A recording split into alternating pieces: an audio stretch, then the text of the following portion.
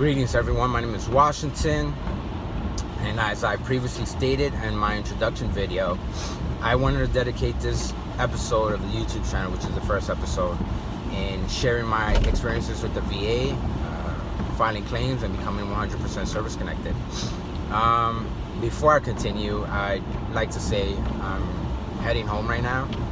I just got off of a 24 from work, and pretty exhausted. Got hammered last night, so it is what it is. You know, I apologize if I stumble or I pause for a second.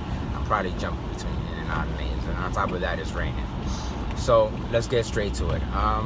Let me give you a brief synopsis of what my Marine Corps career was like. Well, at least half of my career, what it was like, because I never finished the 20.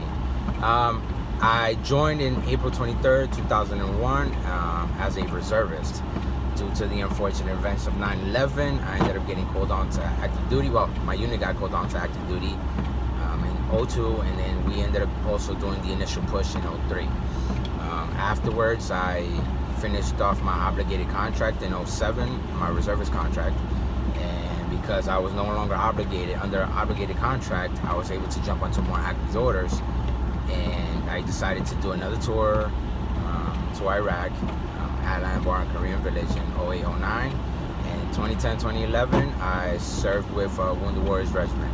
That was the greatest and most humbling experience I've ever had. It felt like I got to give back. I dedicated 100% of my time to the job, and it was what it was, you know. After I was done, I ended up getting out and going back to school. So again, that's a brief synopsis. Another thing I wanted to say was, before I continue on, Marines are bred to tough it out even through the hardest times.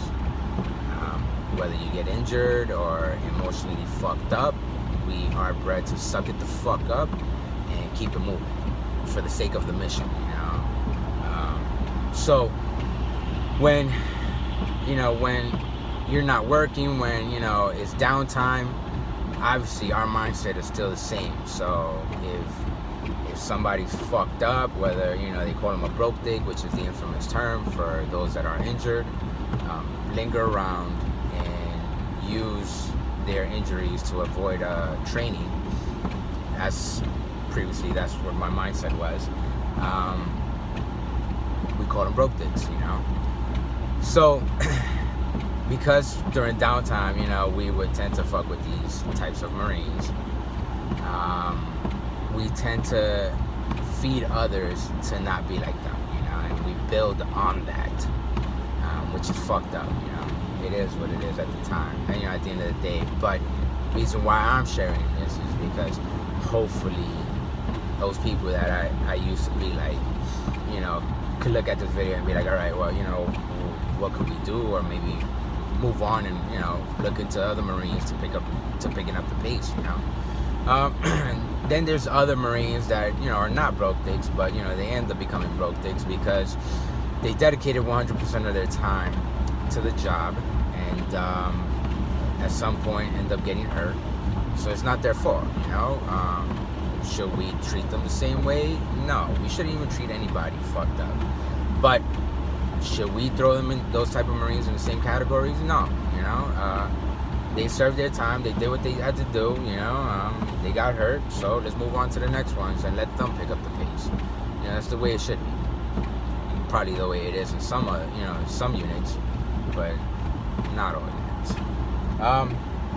So again, yeah, that's the way things work out. So with that being said, let's go on to me becoming service connected. In 2011, when I got out, my brother told me to go to the VA, register, and file my claims. Now, when I was in, again with the mindset that I did not want to become a broke dick, whenever I got injured, I would go make my chief complaints, but never follow through. I would pop a Motrin, drink water, and keep it moving. So when I got out, obviously, I document chief complaints, never created a paperwork trail, and never followed through with physical therapy or anything that I needed of that sort of nature. I got out, registered with the VA, and I felt like, yo, I'm not gonna get service connected, so there's no point in me wasting my time going in to file a claim. Plus, that other mindset, others need it better than I do. And no, that's not the case. Any Marine, any vet, any active duty member that gets out fucked up because of their service deserves, to be taken care of by their country, by the government, by the VA. Okay? Let's get that straight. Everybody that serves, doesn't matter who the fuck, these little cliques or whatever it is that, gets formed while they're in the Marine Corps. Yes, I was part of them. I considered myself a fucking dickhead. But when they get formed, these cliques, don't fucking pay attention. Everybody deserves it, and even if you don't think you deserve it as well. But if you choose not to go for it, that's your choice, and you don't have to. It is what it is. But again, everybody deserves it. So let's not discourage anybody that ends up getting hurt, wants to rehabilitate, and you're fucking stopping them because you're forcing them to fucking tough it out, and get the job done. Get somebody else. So again, with that being said, I had that mindset. Yeah, you know what?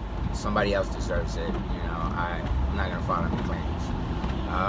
And in 2013, my family sat me down and basically gave me the intervention, somewhat of an intervention. I had anger issues. I was fucking constantly pissed off. I didn't react well to a lot of things, and my mom stated, "Oh, you're fucked up in the head. We don't know what it is. Maybe it was the Marine Corps. Maybe it was being over there, twice. But you're fucked up in the head. And that's the Marine Corps mentality. I was working full time. I was going to school full time. So at the time, all that stress, I thought maybe that's what it was. But obviously, there's more to it. I didn't disagree with my mom. It was nothing new when they sat me down. When the family sat me down, it was nothing new because I was already disciplined at work. Well, my previous job, and I didn't want to lose my job. And I didn't want to lose family. So I went to the VA. I knew I was registered, and I seeked help. I went to my primary care, seeked help, and she sent me to a PTSD clinic. In the PTSD clinic, I ended up getting diagnosed with, obviously, PTSD. No shit, Got diagnosed with PTSD, and, started seeing a psychologist.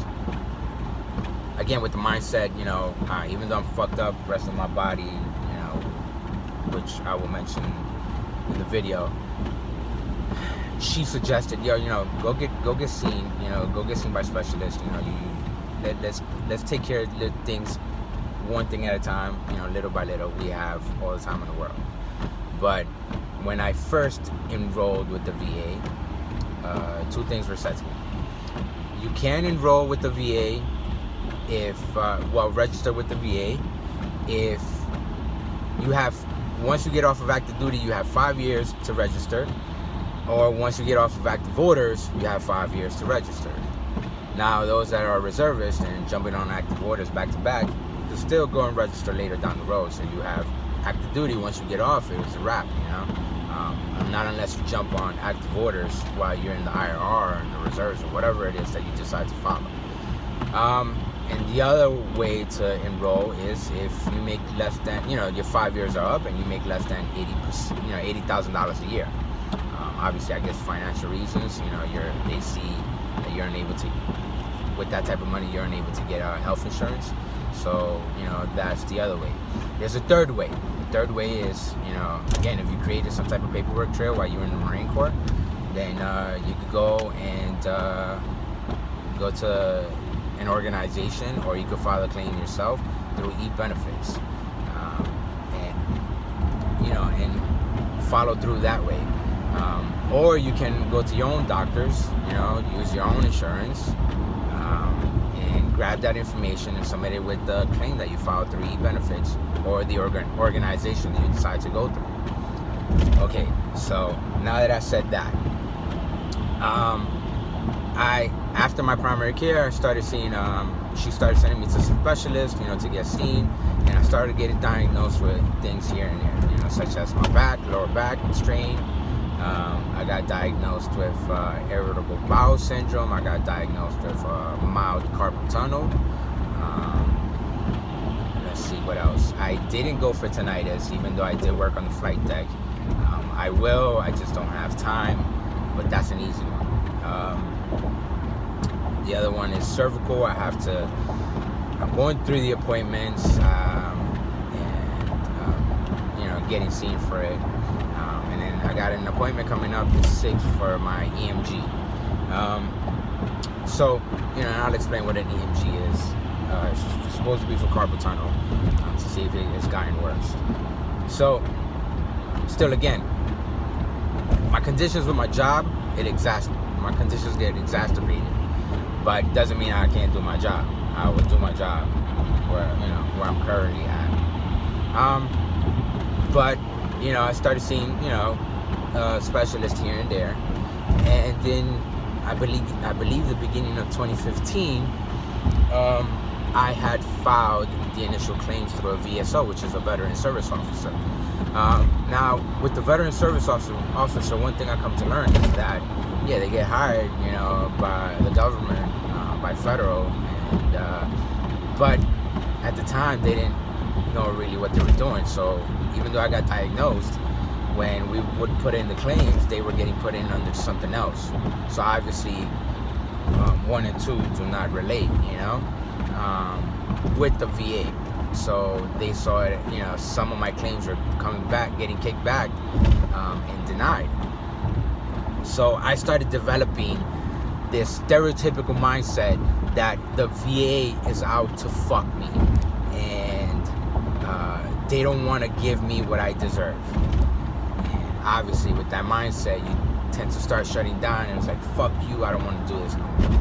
Well, being the way that I am, I started researching. I started Googling everything, and I came across a lot of forums, blogs, and vlogs, and a lot of the information that I gathered, I wish I would have saved the sites. I wish I would have saved it. Maybe if I could go back and look it up, I could share those sites with you guys. Maybe you guys might have the same thing. But through these sites, I started learning that with IBS, or irritable bowel syndrome, even though I got service connected, I got 0%. The max you could get for IBS is 30%. So, and the reason that I learned that was because there was another website that I definitely saved, militaryDisabilityMadeEasy.com. That website is a broken down website to the VA one that the VA has. So in the VA, if you search correctly, if you look through that website correctly, which I'll share the links to it, there's a page that you go to, and it will tell you all the diagnosis of and what could be secondary, but it won't explain how you need to get it. What if you rate it, what percentage you should be shooting for. But Military Disability Made Easy breaks down everything, and it would help you out. So again, that's how I know about IBS. The max that you can get for IBS is 30%. Not every claim, not every diagnosis, or whatever you want to claim for, it deserves 100%. So if you had a fucked up back, such as myself, I got a fucked up back. Mine is not that fucked up. It does. Yes, it gets frozen here and there, but I end up, I got 10% for it, so it's not that bad. So I could still work. Then there's the other one where IBS, that for your back you could go up full 100%, but that's if you're really fucked up. If it's truly frozen and you can't move at all, then I suggest go for it. IBS is only 30%, so I was shooting for it. I had it, so got diagnosed with it. I had an endoscopy and colonoscopy performed. Yep, young age, colonoscopy. Played with my butt. But it was what it was. I got when I looked at the forums and I was researching, somebody else that had gotten, I think it was gastritis or something like that, suggested that if you're going for IBS or gastritis or anything like that, for people with IBS, you constantly shit a lot. And it might sound funny, but I shit 8+ times a day. 3 times in the morning after I wake up faithfully, and for the last 10 years, well, before I got the claim, at the time was 8 years, I thought this shit was normal. It was what it was. So, I would get cramps, I would get dehydrated, I would feel funny, but I just thought that this shit was normal, and it's not. So they had suggested, whenever you start feeling like this, go to the ER, because it's not fucking normal. So you have to get the IV fluids, that'd be the only way for the VA to acknowledge that you are fucked up, and that you deserve the 30%. You have to have, I believe, 3 IV fluids, 2 or 3 IV fluids. I went once a month. I do get fucked up. I try to go once a month, and it is what it is, Again, I thought it was fucking normal to me, even though it was fucked up, whatever. I got it taken care of. The next one was with my lower back. Yes, I did have back problems, whether it was at work, yada yada. My back has frozen a bunch of times, and luckily with my job, I get to call out, or get taken care of, do my physical therapy. But before that, I made my chief complaint. I got sent to what it was, pain and rehab management. My doctor there, she ran her tests, made me bend forward, sideways, and it hurts, especially the days that I'm actually hurt. And if it just so happens that you're hurt the day that you go in to see her, it's even better, because at least she'll see, how fucked up you are. She suggested it was a lower back strain, and based on her findings, I got 10% for that. There was also a secondary, radicalopathy, pain shooting down the back of my hamstring on my right leg. I got another 10% for that. And again, that's just, I don't know. They said it, is a secondary, but the other one that I was trying to go for, which was Carpal Tunnel. My big toes have pins and needles, and I figured, it might be related. I'm not a medical doctor or anything like that, but again, how the fuck one and it's supposed to correlate with each other, but it doesn't. So again, I have to figure out how to get that taken care of, and hopefully sharing my experiences, maybe others could share theirs with me, and I'll put it out there, and I'll let guys know, all right, well, this is what I found out. But until then, I'll keep researching, and once I find out the answer, I'll share it with you guys. So again, going back, I got the radicalopathy. Then with carpal tunnel, I had an EMG done, and the EMG, what it does is, they put needles inside you, in your hands and stuff like that, and then they check the muscles, and based on your flexes, your flexions are moving of the fingers, your arms, and your hand up and everything. They determine, based on, I guess, some type of shot or some type of signal that gets sent up through the muscle and the nerves. They end up suggesting if you have carpal tunnel. None of this you can fake. I don't know, not from my knowledge. You can't fake. So I ended up with mild carpal tunnel.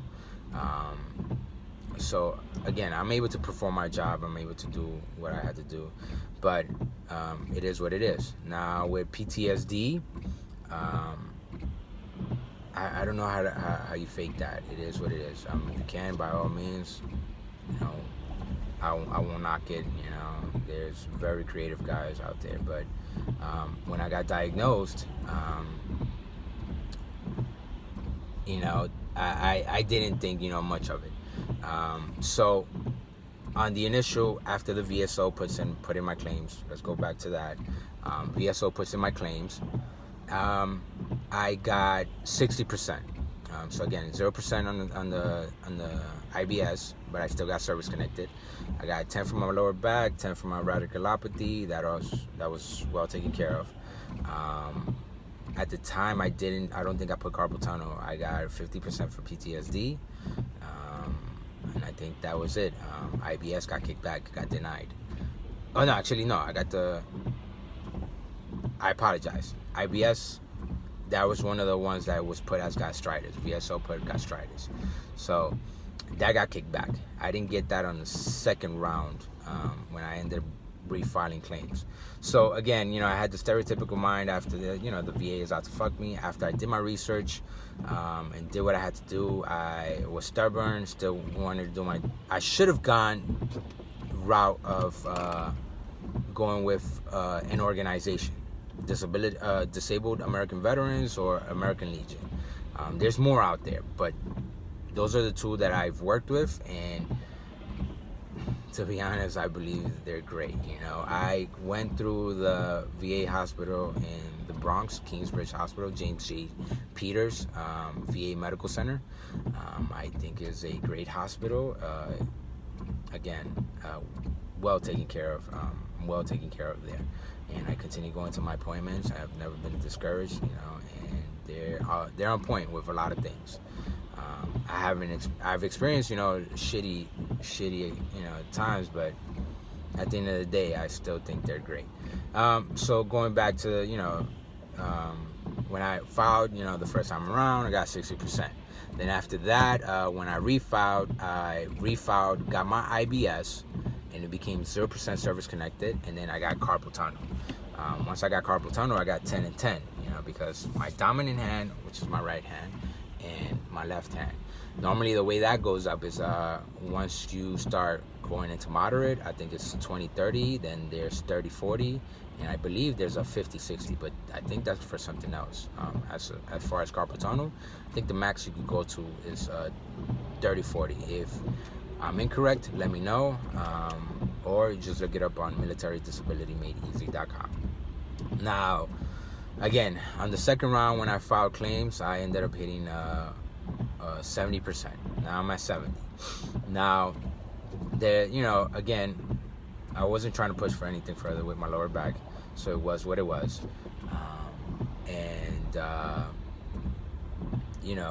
I started proceeding with my other claims.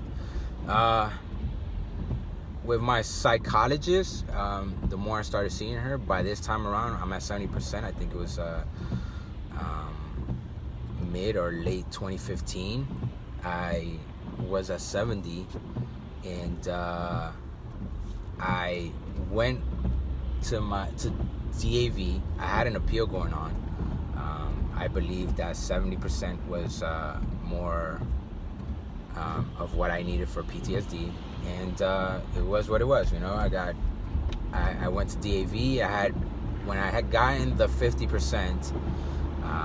Sorry, it was just an accident back there. Hopefully everybody's good to go.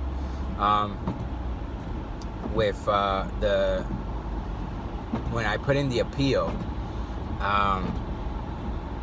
even though it took 2 years for me to get the appeal, I denied it. Now, the reason why I denied it was because when I put in my appeal for the claims that I wanted, that when I went to DAV, they saw what I had, and they have access to a lot of things to look at your records, and based on the experience that they had, they said, the appeal takes a long time.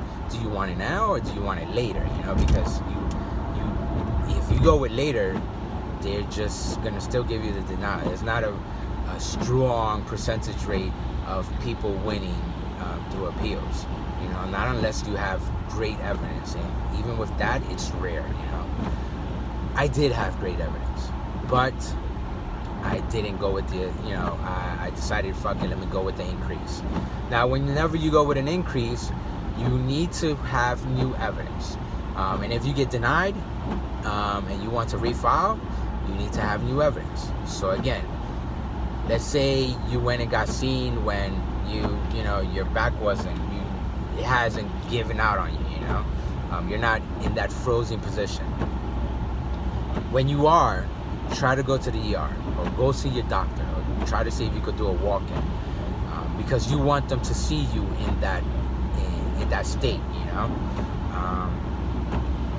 You know, they'd be able to determine better, you know, and be able to annotate, you know, your condition. So again, that's what I did. You know, I had new evidence. I had new evidence for, you know, IBS. I had new evidence for PTSD. I had new evidence, which the PTSD, I had a DBQ, which is a questionnaire form that your doctor would need to fill out and suggest that, you know, make her suggestions that, or their suggestions that, you know, you deserve a higher rating. So again, I resubmitted, you know, and by January 2016, well, no, I think it was like around March of 2016 or something like that, or late, when I resubmitted, I got my answer in September. Took about 4 months. I had all the paperwork trail, the paperwork to back all my claims, and in September 2016, I got my combined 100%, and you know, I was happy. So again, when I got that, and I'll retro back because I missed a few things that I wanted to mention. As a matter of fact, you know, I'll just mention it now. A few things that I learned when I learned about the DBQ is that I think it's Disability Benefits Questionnaire.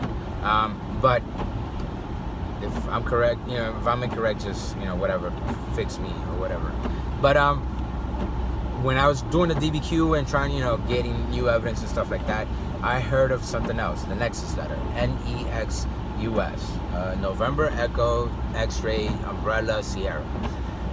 This Nexus Letter, what it does is it connects the dots for the VA. So whether you get it from a VA doctor or you get it from your own private doctor, what they need to do is make the connection. All right, well, you know, you fucked up your ankles back when, you know, you were in the Marine Corps. Now you have sleep apnea because you can't work out. You see the connection, but the VA, they're not, again, whoever's making the judgment, you know, the doctors and stuff like that, they're not going to go out and do the work for you. You need to go and do the work for yourself. You need to pinpoint, you know, the connection between your ankles and you have become, you know, having sleep apnea. So it's hard after you get out of, you know, active duty to make that connection for people. So you need a Nexus Letter. Again, I haven't had a succession rate with some, I had one of my buddies, you know, use a Nexus Letter. I don't know what it said, you know, and it was what it was, but he got denied again for sleep apnea. So again, you know, the doctor that writes this Nexus Letter needs to medically state the connection between fucking up your ankles and, let's say, you know, you can never work out ever again, so you end up gaining weight, you try the FODMAPs, whatever diet plan you end up doing, and you end up developing sleep apnea due to all of this. Or let's say you got out with asthma, you know, and you can't work out. You've tried to fix that, you know. You tried working out, tried doing everything possible at least to, you know, keep yourself fit, but your asthma fucks you up, you know. And you end up gaining weight. Let's say you fuck up your ankles, you know, because of your weight, you know, or fuck up your knees, you know, because your body can't handle the weight that you put on. You need a Nexus Letter, you know, and even with that, you know, you're not guaranteed to get, you know, the service connection. But if you are still on active duty or on active orders and you have sleep apnea, I suggest you go get seen, go get diagnosed while you're in, and let them do the connection. Let them see that, oh shit, this kid is fucked up. You know, he developed sleep apnea while he was on active orders. You see where I'm going with this? He developed active sleep apnea while on active orders or on active duty. Then, only then, is where I've seen that buddy of mine got the 50% for sleep apnea. There, I think it does go to 100, but at that point, if you want to continue working, you don't want the 100%. That one gives you IU, and on top of that, that 100% means that you could die at any moment, fucking while you're sleeping, not even the machine could be able to help you out. So again, you can stop breathing, and I do not wish anybody to have 100% sleep apnea. And if you do, God bless you, man. I hope you get to live out the rest of your life, even though it's gonna be shitty. But back to, now that I explained that the Nexus Letter, that's what I had learned when I was going, getting my DBQs for, to refile for my increases and stuff like that. Once I got my combined 100%, I end up receiving my appeal letter. I think it was at the beginning of this year.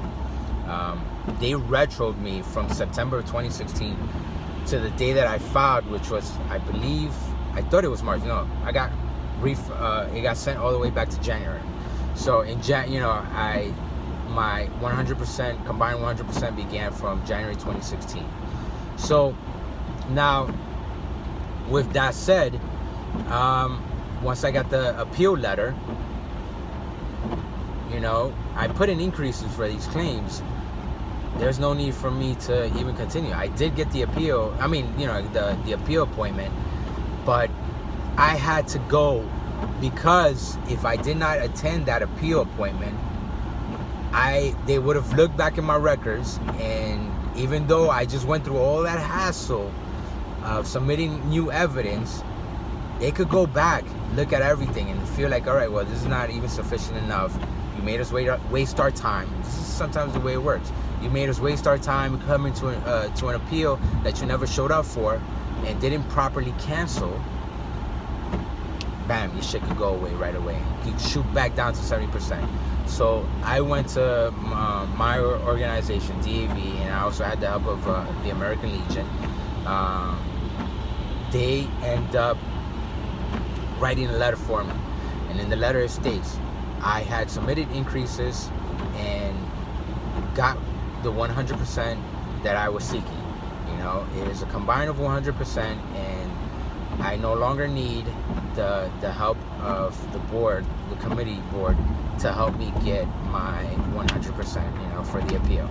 I'm sorry for wasting your time, yada yada. Thank you. That was it. Created the letter, sent it in. It was a form. I'll find out what the form is down the road, and I explained that for you guys that actually are going through this process if you wish to cancel an appeal appointment. But again, you got to look at different avenues on the way things will work. Do you want it now or do you want it later? And I thought that now would be the best choice. I'd rather take a loss. The reason why I had originally went with the appeal, because I thought, you know what, let me get all this back pay. Don't be greedy. Don't be greedy. Get what they give you, and it is what it is at that point, But don't push your luck, Yeah, it might sound like I pushed mine, but it's what I deserve, Do I deserve back pay? Maybe, probably. Am I gonna go for it? No. Let somebody else. At this point, this is where the mindset kicks in of let somebody else get that. All right? I'm already at a 100. There's other things that I suggest. Like if you got into the Marine Corps or the military with flat feet or Cavus feet or claw feet, I believe Cavus feet and flat feet are the same thing. And claw feet is when your fucking feet look like talons, eagle talons. Had a buddy of mine, my best friend. Yeah, talon feet. Motherfucker would climb trees with that shit.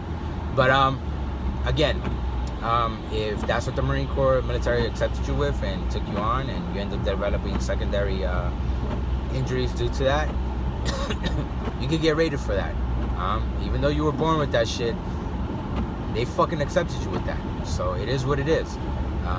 The max you can get for that, I believe, is 50% for Cavus or claw feet. So those are the proper terms, I believe. So go for it. File claims for it. It doesn't hurt, you know. And again, 25-mile humps. I did one of those in the June. Fucking shittiest time ever. Shittiest experience. But guess what? I get to say in my lifetime I got to do a 25-mile hump. You know. So again, there's other conditions that are out there that even though you were born with it, tired. You know, did a 24 at my job at the firehouse. But even though you were born with it, you know, certain conditions, the Marine Corps accepted you with it. You know, the military accepts you with those conditions. So it doesn't hurt to file. You know, if you developed due to the training, developed injuries because of those flat feet that you had or anything like that, you deserve what you're supposed to get. I got to explain as much as what I'm service connected for.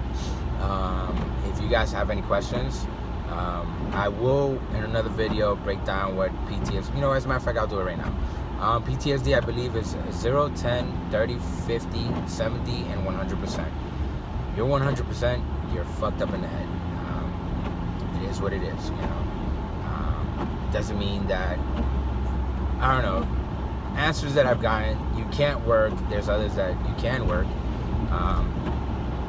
But, you know, they're 100%, I believe is,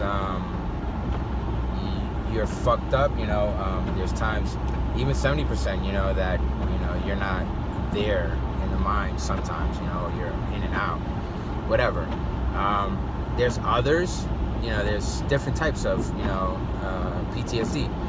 There's PTSD non-combat, there's PTSD combat, there's just regular PTSD. You know, especially for those that are stateside. Again, not everybody's bred the same, you know, not everybody can handle, you know, a full contract, a full career. You know, it is what it is. But then on top of that, PTSD is even broken down into different, because there's some that can't be around people.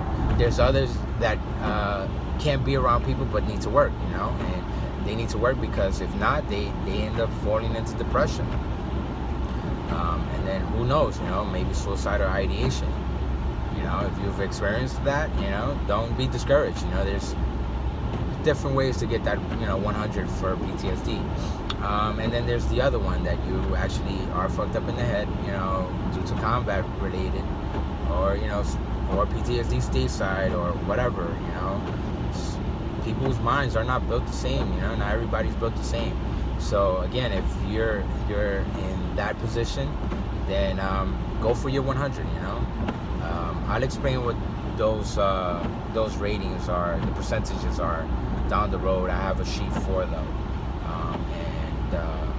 I'll give a breakdown for what it is in another episode. If you guys wish, you know, follow, you guys have any questions, hit me up. I will put, I almost did the whole stereotype with YouTubers, they point down, you know. Yeah, I almost did that, fucking retard. But, you know, I'll write it down below the video, my YouTube channel, and my email address and my IG account. Follow, subscribe to the video, share it with people. If you guys have any questions, I'm here to help out. I will answer your questions, and at the same time, because you don't know, somebody else might have the same question, I will make a video about it, and I will gather all the questions and put that video out. Okay, guys? Again, subscribe, follow, and you know, thank you for this long 40-minute video. Yeah, I'm still not home. All right, guys, take care. Bye-bye.